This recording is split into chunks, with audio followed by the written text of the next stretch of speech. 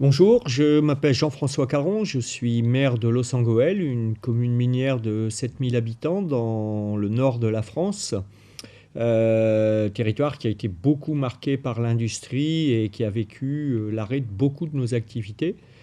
J'ai également eu de grosses responsabilités au conseil régional Nord-Pas-de-Calais, j'étais vice-président.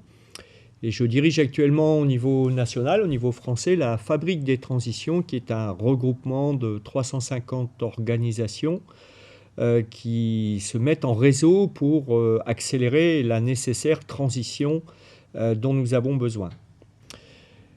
Alors, l'histoire de Los Angeles, 9 puits de mine, 7 terris, c'est-à-dire ces montagnes de déchets issus de la mine, quand j'arrive aux responsabilités, me laisse un territoire qui a été exploité.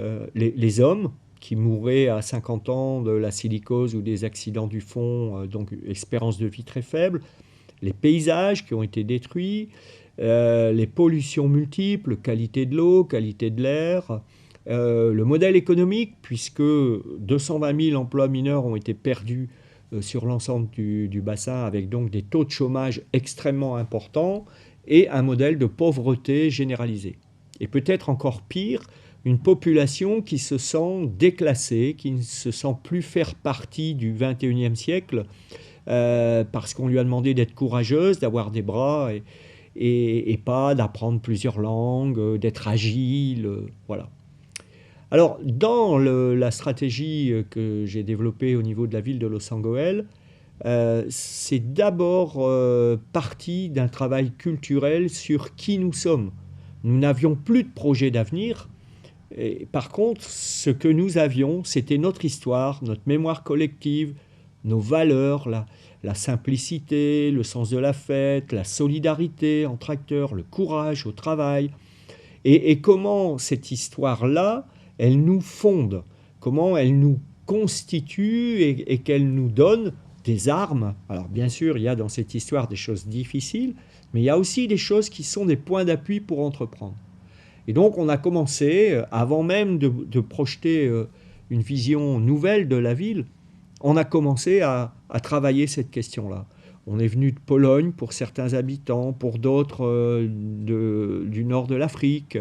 Il y a 29 nationalités qui sont venues travailler chez nous. Bon, qu'est-ce que ça nous donne comme culture partagée?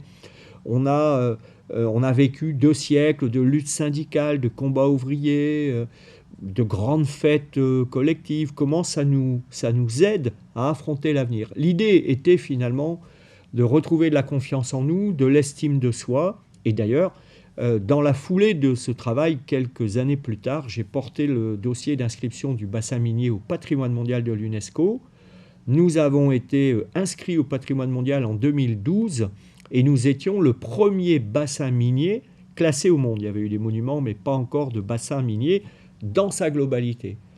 Et c'était de nature à redonner de l'estime aux gens du territoire, une capacité de relever la tête, de la fierté. Or, pour entreprendre, il faut de l'estime de soi, il faut de la confiance en soi.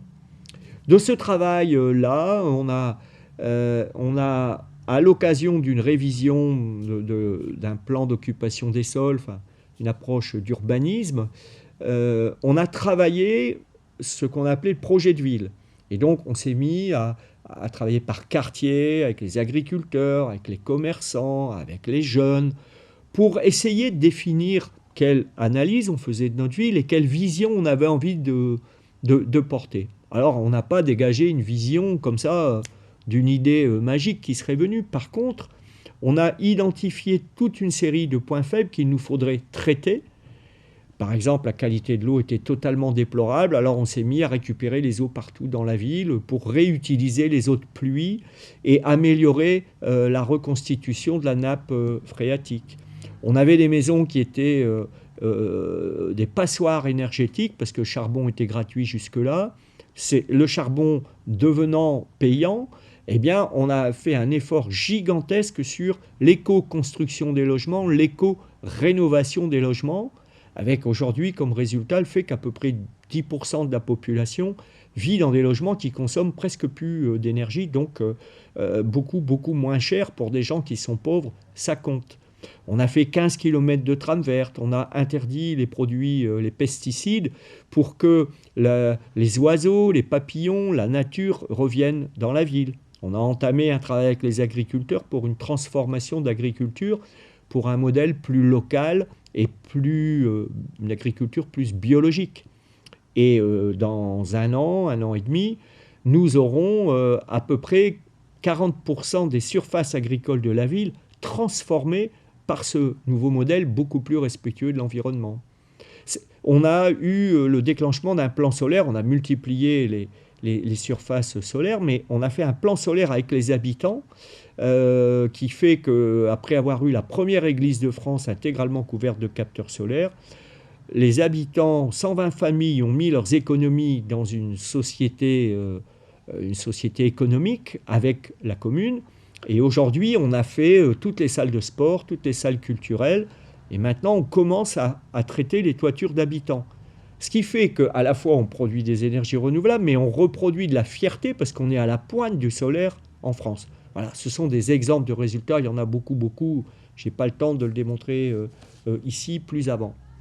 Mais du coup, ce qui est très intéressant, c'est que nous sommes devenus démonstrateurs national de l'Agence de l'environnement française, on va dire de l'État français, comme étant un exemple d'endroit où ça s'est fait en construction avec les habitants, parce que tous nos procédés sont faits dans un exercice d'identifier les acteurs du sujet, de construire ensemble par plusieurs réunions, constructions successives. Et donc, les habitants sont impliqués dans tous nos projets, et bien sûr dans tous les projets de transition. Ça a été un élément absolument central. Une capacité à innover, une innovation, c'est une désobéissance qui réussit. Donc ça suppose qu'il y ait une approche collective qui accepte le droit à l'erreur, qui accepte qu'on sorte de la pensée unique. Alors la première innovation est difficile, puis progressivement, il y a une culture d'innovation qui s'installe. Et on a aussi mis en règle que la transition se fera parce qu'elle va sur la question du désir, et donc comment on met en désir les transformations de notre société plutôt que les traiter sous l'angle de la morale et de la contrainte. En conclusion de ce résumé de 25 ans de travail, on a dégagé un code source, un ADN de ce que l'expérience de Los Angeles pouvait donner comme inspiration. On l'a travaillé avec d'autres villes en transition et on est arrivé sur cette idée que finalement les enjeux de transition posent deux grandes questions. La première, c'est quel changement d'imaginaire sur le développement. Il va falloir se projeter sur une transformation du modèle. Et c'est là où on revient sur les questions culturelles qui sont absolument centrales. Il n'y aura pas de transformation si on ne la prend pas dans une approche culturelle. La technologie, on en a besoin, mais le sujet n'est pas là d'abord. Il est dans l'idée qu'un modèle plus sobre, un modèle qui va privilégier le lien entre les personnes plutôt que l'accumulation de matériel, d'objets qu'on possède, c'est plus important pour le vrai bonheur, que les questions de santé, de formation sont plus stratégiques, nous qui venions d'un modèle où au contraire l'humain était écrabouillé. Donc la question de comment on travaille les nouveaux imaginaires est centrale, et bien sûr la culture est au cœur de ça. Et puis deuxième sujet, c'est admettons même qu'on ait un nouvel imaginaire de développement, pour autant il va falloir passer de l'ancien modèle au nouveau modèle. Et ça va se fracasser sur toutes les résistances au changement, qui sont d'ordre multiple, je n'ai pas le temps de le développer là, mais chacun a ses bonnes raisons pour expliquer que lui, c'est compliqué qu'il change, que les autres changent. Et donc, c'est là où on voit que le rôle du territoire est très important, parce qu'à l'échelle d'un territoire, on a tous les acteurs, on est dans la proximité, ça facilite l'engagement, ça permet de mesurer les résultats, ça s'incarne. Donc, l'entrée territoire est stratégique, et l'entrée culturelle est première. Elle est première. Par exemple, on a fait des sons et lumières avec les mineurs sur l'arrêt de leur métier et comment ils retranscrivaient ce qu'était le fond de la mine et comment donc ça permet de reconnaître leur travail. On le fait actuellement avec les agriculteurs qui ont un changement de modèle aussi très important qui commence à arriver avec les problèmes de sécheresse, les problèmes d'intrants, d'engrais qu'on met dans les champs et qui deviennent extrêmement coûteux parce qu'issus du pétrole. Enfin, on pourrait multiplier les exemples pour dire que c'est en travaillant avec ces acteurs-là dans des approches culturelles.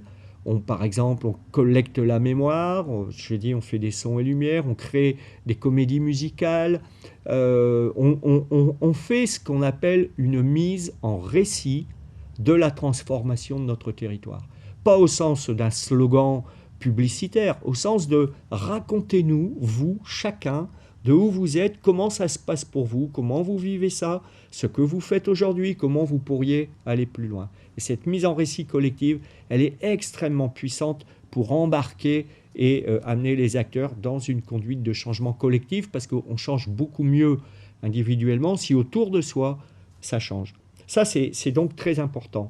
Et au cœur de cette approche culturelle, je voudrais terminer par la question du patrimoine. Parce que on pourrait avoir tendance à dire que s'occuper du patrimoine, des vieux monuments, de nos paysages historiques, eh bien, c'est une approche passéiste.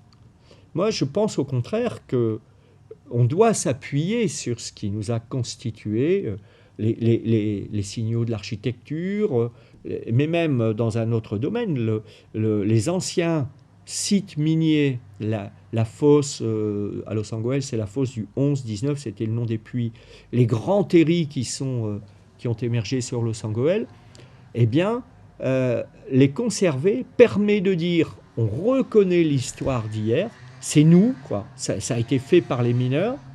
Sur ce lieu, on a développé beaucoup d'activités nouvelles, de centres de recherche, de centres culturels d'ailleurs, de centres de pédagogie à l'éducation, au patrimoine, à l'environnement, avec la chaîne des terris, qui est un acteur associatif de formation des enfants, avec du tourisme. Ces lieux sont progressivement devenus des lieux qui ont changé de destination, qui ont accueilli d'autres types de publics et même qui ouvrent une voie. Et donc, ce passage d'hier à aujourd'hui à demain, le patrimoine, c'est extrêmement intéressant de l'utiliser à cet endroit. Enfin, de l'utiliser, le mot n'est pas juste, mais c'est extrêmement important de s'appuyer sur cette entrée patrimoniale. Et dans un moment où la transition, une de ses caractéristiques, c'est qu'elle crée une anxiété terrible. On sait que les jeunes générations aujourd'hui sont extrêmement en difficulté avec la façon de se projeter. Je dis souvent, une petite fille qui naît aujourd'hui va vivre a une chance sur deux de vivre 100 ans. Ça veut dire qu'un enfant qui naît aujourd'hui va connaître plus que 2100, 2120. Eh bien, c'est difficile pour les jeunes de se projeter, c'est très anxiogène. Et dans la façon de lutter contre ça, bien sûr, il y a tous les résultats qu'on crée de la transition, mais cette idée qu'on a une histoire, qu'on a un patrimoine qui l'incarne, ça permet de redonner un cadre de sécurité, de savoir qui on est, de où on vient.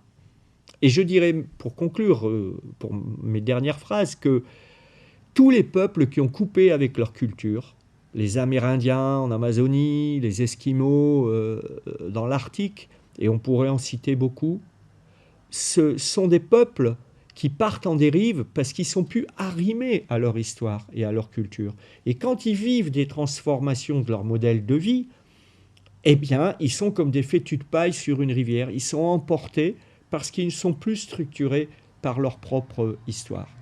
Et donc, la transition qui met en insécurité nos sociétés, qui exige de la prise de risque, qui exige de la confiance pour entreprendre, eh bien, ce n'est pas contradictoire d'une entrée patrimoine. Non pas patrimoine pour glorifier le passé, mais juste pour dire, c'est nous, c'est notre histoire. Voilà de où on vient. Et dans le moment difficile que nous vivons de se réinventer, qui va prendre une génération, eh bien, c'est un atout pour nous de savoir de où on vient, de savoir de quoi on est héritier, de savoir quel est notre système de valeurs. La transition sera sociétale avant d'être technologique. Et donc, de ce point de vue-là, oui, je dis que la culture est au cœur de ce processus. Voilà, en quelques minutes, j'ai essayé de vous ramasser l'histoire de l'os sous cet angle, en espérant que ça puisse évoquer pour vous, dans vos pays, dans vos territoires, quelque chose d'équivalent. Voilà, merci de m'avoir écouté.